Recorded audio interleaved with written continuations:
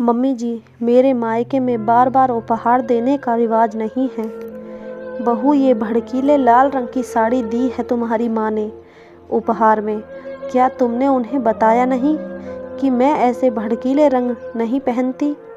अरे मेरी पसंद ना सही, समधी जी की पसंद का तो ख्याल रखती। तुम्हारे पापा ने आलोक जी को ये केसरी रंग का कुर्ता पकड़ा दिया है। केसरी रंग भी भला जचता है क्या? तुम्हारे माता पिता की मिडिल क्लास पसंद मुझे बिल्कुल पसंद नहीं। हम दोनों ऐसे चटक मटक रंग बिल्कुल नहीं पहनते। अरे उपहार देने ही थे तो हल्का ग्रे, वाइट, पिस्ता, बादामी ऐसे रंग के कपड़े देते। वे क्या जानते नहीं हमारी महंगी पसंद को? आजकल सभी ऐसे हाई क्लास रंग ही पहनते हैं। मुझे तो तुम्हारे और मेरे बेटे अंकित के कपड़े भी पसंद नहीं आए। कपड़ों में रंगों का बड़ा महत्व होता है। अगली बार कह देना तुम्हारे माँ पापा को देना हो तो अच्छे उपहार दें, वरना इससे अच्छा पैसे ही दे दें। ऐसे उपहार लाकर क्या मतलब जो पहनने का मन ही ना करे। एक ही सांस में बोल गई रूपा जी। मम्मी जी, मेरे पापा मम्मी बड़े प्यार से ये उपहार सबके लिए लाए हैं। अगर आपको ना अच्छे लगे तो कम से कम ऊपर से ही कह देती कि उपहार अच्छे हैं, मगर आप तो बाल की खाल निकाल रही हैं। कपड़े इतने भी बुरे नहीं हैं कि उन्हें पहना ना जा सके। और रही बात रंगों की, तो मम्मी जी हमें हर रंग पहनना चाहिए। रंगों में कब से हाई क्लास और मिडिल क्लास रंग होने लगे मम्मी जी? मेरी मम्मी ने जब मुझे पूछा था कि बेटी तेरी सास के लिए कौन से रंग की साड़ी खरीदूं, तो मैंने ही उनसे कहा था कि मम्मी जी के पास लाल रंग की साड़ी नहीं है, तो आप उन्हें लाल रंग की साड़ी उपहार में देना। क्योंकि अभी हाल ही में मिसेस शर्मा ने अपनी पार्टी में लाल रंग की थीम रखी हुई थी और आप कह रही थी कि मेरे पास तो लाल रंग की साड़ी ही नहीं है। मिसेस शर्मा ने लाल रंग की थीम क्यों रखी होगी कहकर आप पार्टी में नहीं गई थी। और पापा जी के लिए केसरी रंग का कुर्ता भी मैंने ही मेरे पापा से लाने कहा था, क्योंकि पिछली बार पापा जी कह रहे थे मेरे पास केसरी रंग का कुर्ता होता तो अच्छा होता, मैं झंडा बंधन में वही रंग पहनकर जाता। इसलिए मैंने मेरे पापा से कहकर पापा जी के लिए केसरी कुर्ता और सफ़ेद पाजामा लाने को कहा था। मुझे नहीं पता था कि रंगों में भी हाई क्लास और मिडिल क्लास रंग होते हैं। सुमन ने भी तपाक से उत्तर दिया। आज सुमन का बोलना ज़रूरी हो गया था, क्योंकि यह रूपा जी का हमेशा का रवैया था। सुमन के मायके वालों को इतनी स्थिति ना थी कि वह हर बार महंगे महंगे उपहार बेटी, दामाद और उसके ससुराल वालों को दे, मगर रूपा जी बातों बातों में सुमन के मायके वालों को हमेशा अपने रीति रिवाज बताती रहती। दरअसल सुमन और अंकित की लव मैरिज थी।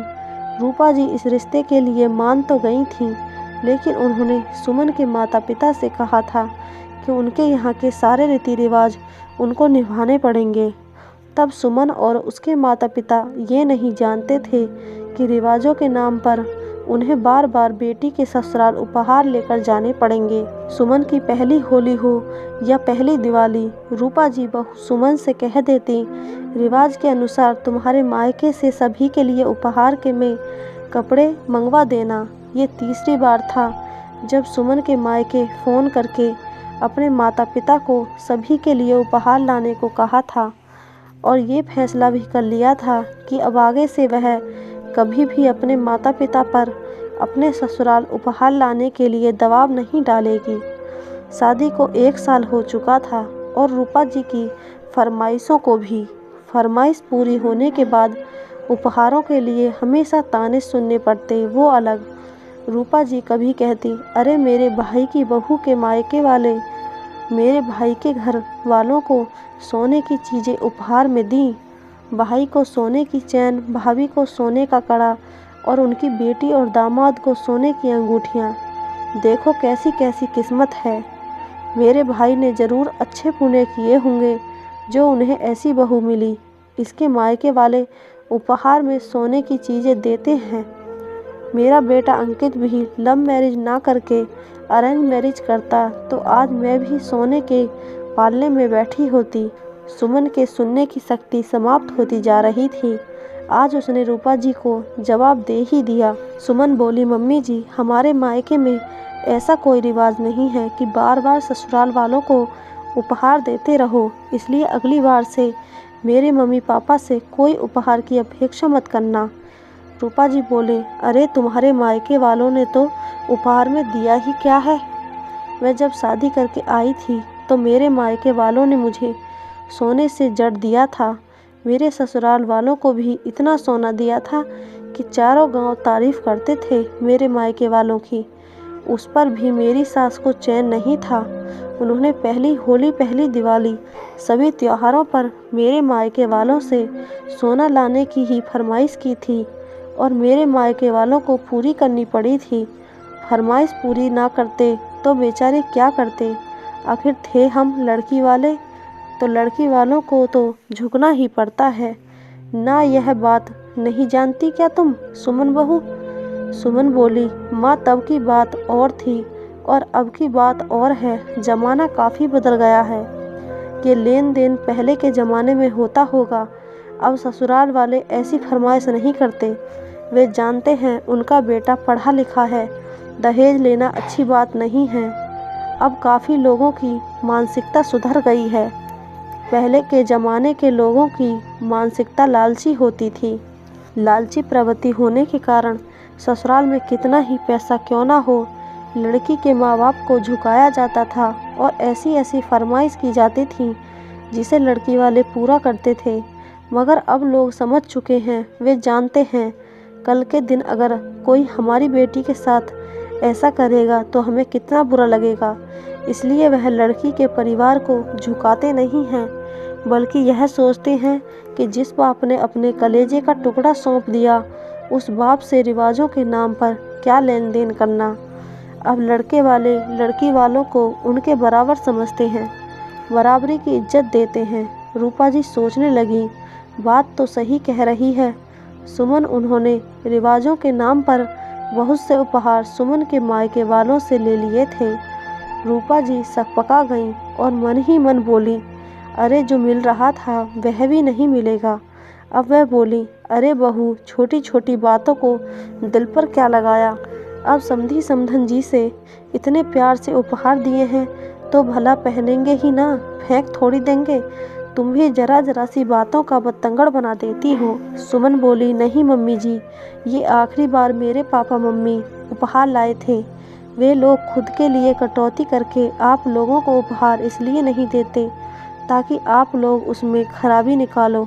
और हाँ, अगर आप लोग खराबी ना भी निकालो तो भी मेरे मायके में बार बार उपहार देने का रिवाज नहीं है। अब तक जो आपके रिवाज थे हमने पूरे किए, तो अब आप आगे से हमारे रिवाज भी निभाना शुरू कर दीजिए।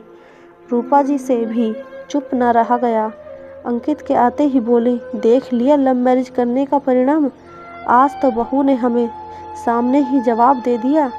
पूरी बात सुनने के बाद अंकित बोला, मम्मी, आपसे मैंने पहले ही कहा था और अब भी कह रहा हूँ, मैं वैसे ही लड़की वालों के घर से कुछ भी लेने के सख्त खिलाफ हूँ। मगर फिर भी सुमन के घर वालों ने हमारे लिए बहुत कुछ किया। रिवाज के नाम पर आपने उनसे आए दिन उपहार लिए, शादी में भी अच्छा खासा खर्चा करवाया, मगर बस अब और नहीं। सुमन बिल्कुल सही कह रही है। सुमन की जगह मैं भी होता तो मैं भी यही कहता। रूपा जी सोचने लगी, अरे अब तक जो मिल रहा था वह भी मिलना बंद हो जाएगा। मैं मूर्ख अपनी जवान पर लगाम लगा लेती तो अच्छा होता। दोस्तों, लालची लोग कभी नहीं सुधरते, इसलिए पहले ही उनकी लालच को पूरा ना करें, वरना ज़िंदगी भर पछताना पड़ता है। हमारी कहानी में सुमन ने बढ़ते लालच को रोककर बहुत अच्छा परिणाम दिया। इसी तरह लालची लोगों की लालच को कभी बढ़ावा नहीं देना चाहिए। मेरी ये प्यारी सी कहानी कैसी लगी, कृपया अपनी राय कमेंट में ज़रूर दें और मेरी ऐसी ही सुंदर कहानियों को सुनने के लिए चैनल को सब्सक्राइब करें और वीडियो को लाइक करें। धन्यवाद।